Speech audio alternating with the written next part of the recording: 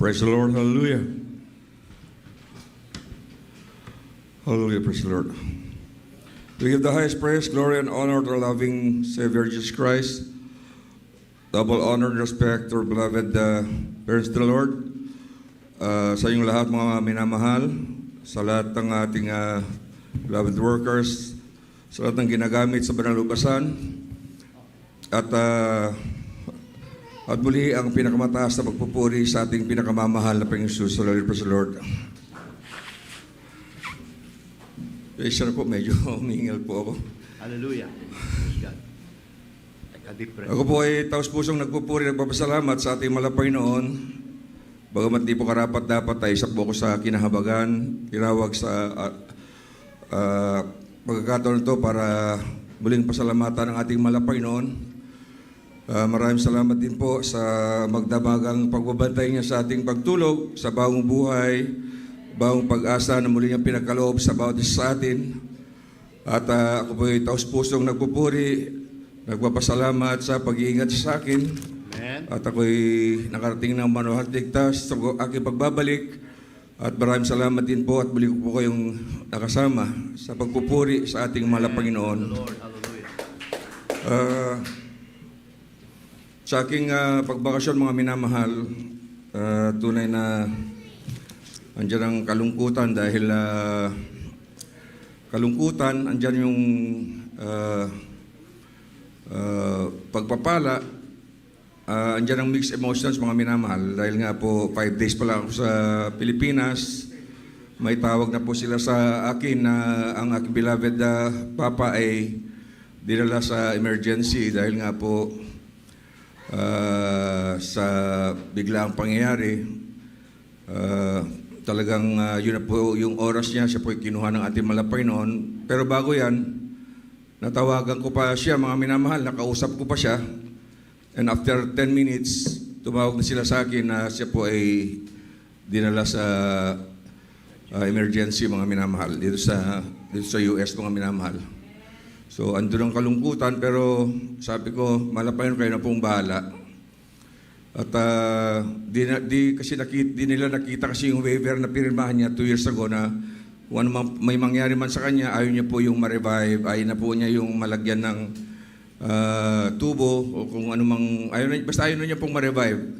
Pero alam mo naman dito, hanggat meron pa sila magagawa, gagawin nila. So, nalagyan siya ng tubo, mga after 2 days, nakita nila yung waiver na yun. So, napag-usapan, napagkasunduan at kailangang sundin kung ano po yung pinirmahan niya. At nga po, nag-usap-usap kaming pamilya at unti-unti na nga po nilang tinanggal yung oxygen saka yung ventilator sa kanya at siya po ay umalis ng payapa. At siya po ay kinuha ng ating malapay noon. So, hindi ko po tinapos ang aking bakasyon, bagamat gusto ko sanang bumalik kagad, pero wala rin akong magagawa dahil hindi ko rin po siya makikita. Alam naman natin dito na saka lang natin makikita ang ating loved ones pagdating ng viewing at sa burial, mga minamahal. So, sa aking pag-stay sa Pilipinas, hindi po ako nawalan hindi po ako nang hina. Hindi po ako naapektuhan. Bagkus nagsumikap pa rin akong tubdin ang pinag-uutos ng ating malapay noon. Pinagsikapan ko pa rin sumunod sa kalooban natin malapay noon, lalo po sa aking desire na makapaghayo at sa kahabagan ng ating malapay noon, bagamat dyan ang aking pagdadalamhati, ay patuloy ko pong ginampanan ang role ko bilang Kristiyano.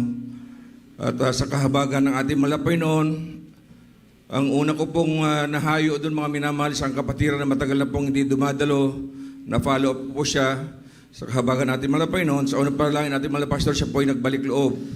Ginamit po akong instrumento. Lord, hallelujah. At ang sumunod doon, mga minamahal, yung classmate ko na more than 40 years na po kami nagkikita, siya po ay maraming problema sa buhay. Depressed, andyan na lahat yung mga frustration sa kanyang buhay. Talagang siya po ay pinagpala dahil siya rin po ay nabahagyan ko ng salita natin malapay noon.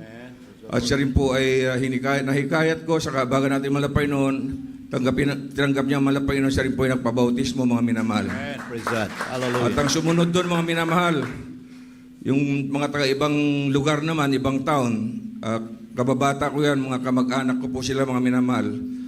Ang sabi ko, walang nakakalam kasi na dumating ako, sabi ko sa kanila, pero sila po ay matagal ko nang sinesharean nung andito pa ako sa US. Talagang lagi ko silang nakakausap, binabahagi ang kabutihan natin malapay noon, nagpapatotoo.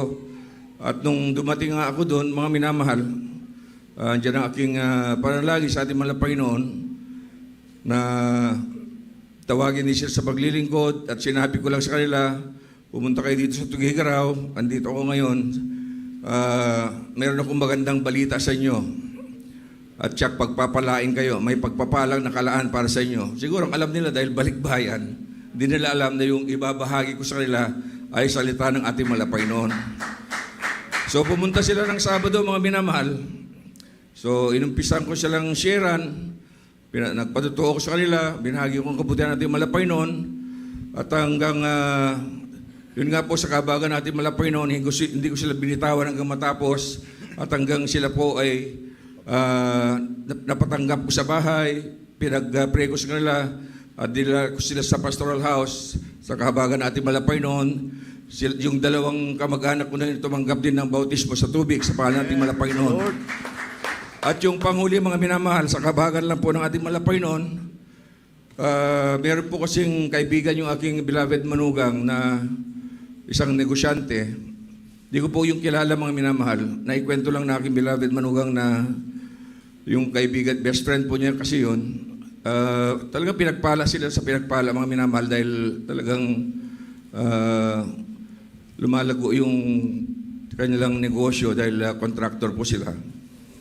Pero ang problema, wala siyang katahimikan, walang kapayapaan sa pusisipan, may bisyo silang mag-asawa, at nagpalala, mga minamahal, siya po ay lulong sa online na sugal, mga minamahal. Kayang-kaya niya magpatalo ng 1.5 in 3 weeks. So, ganun po kalala yung kanyang pagkagumong sa sugal na yan. Ang sabi ko sa aking beloved manugang na ipag-pray natin na tawagin din siya ng ating malapay noon. Sa ganang aki, wala akong magagawa. At nakausap na aking beloved manugang yung sister na yung mga minamahal. At ang sabi lang niya, ang sabi ko sa beloved manugang ko na loobin ng ating malapay noon, invite mo siya dito sa bahay ng dinner or lunch kung ano yung available niya, kung may available time siya.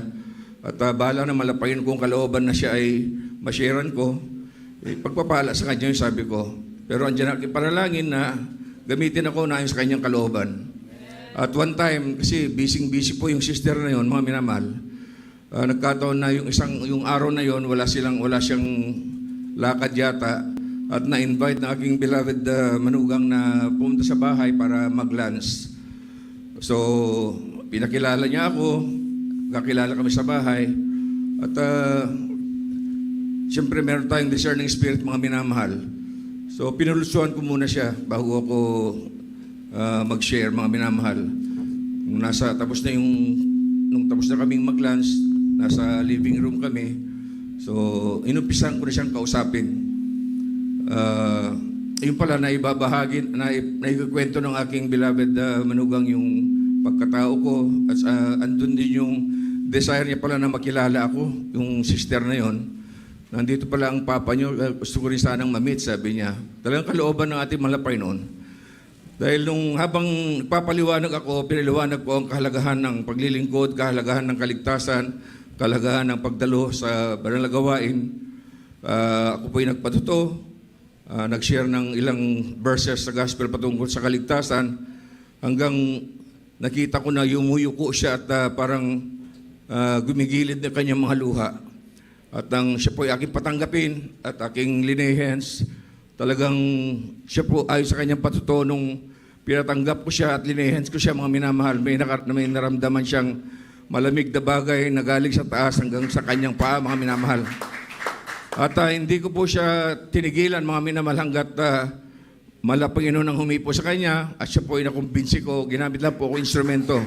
Sa ganang aking wala akong magagawa. Hindi ko namin namalayan, nasa pastoral house na kami. At siya na po ay nagpusa ng magpabautismo. Nung inalik ko yung bautismo, mga minahal, hindi siya dalawang isip, mga minamahal. Hanggang tuloy na po siyang nagpabautismo sa tubig sa pangalan natin mahal na Panginoon. Ayon sa kanyang patuto after ng bautismo, mga minamahal, pag-ahon daw niya sa baptismal tub, nung tinignan niya yung kanyang sarili, puti ang kulay niya. Puti, nagulat daw siya dahil bakit naging puti yung balat niya? Morena yun, mga minamahal. Sabi ko, talagang lininis ka na ng ating mahal na Panginoon. Sabi ko, talagang pinagpala ka dahil isa ka sa pinili ng ating mahal na Panginoon. At sa kahabagan ng ating mahal na Panginoon, lahat ng aking mga nahayo na yun, mga minamahal, lahat sila nagpabautismo at sila na rin po ay dumadalo sa banal na gawain ng ating mahal na Panginoon. At bagamat andyan ang aking pagdadalamhati na sa state of mourning, talagang nahintay ko po yung schedule kaya hindi ko na po tinapos ang aking bakasyon. At sa kahabagan ng ating mahal na Panginoon ay nailibing na po aking beloved Papa last February 10 at gusto ko rin pong samantalin ang pagkakataon nito para pasalamatan ng lahat ng mga nagpaabot ng pakikiramay sa dumalo sa viewing at dumalo sa libing ng aking beloved Papa. Thank you very much po. At alam niyo, meron pong patotoo sa likod ng pangyayari, mga minamahal. 15 years ago, na-diagnose ang aking beloved Papa ng lung cancer. Nasa Pilipinas pa lang kami noon. Actually, si Papa po, taga-usig namin yan dati. Pagka nakikita kami na pag umuwi yan, nakikita kami, andyan na yung mga hallelujah, sabi niya. So kami, tahimik lang kami.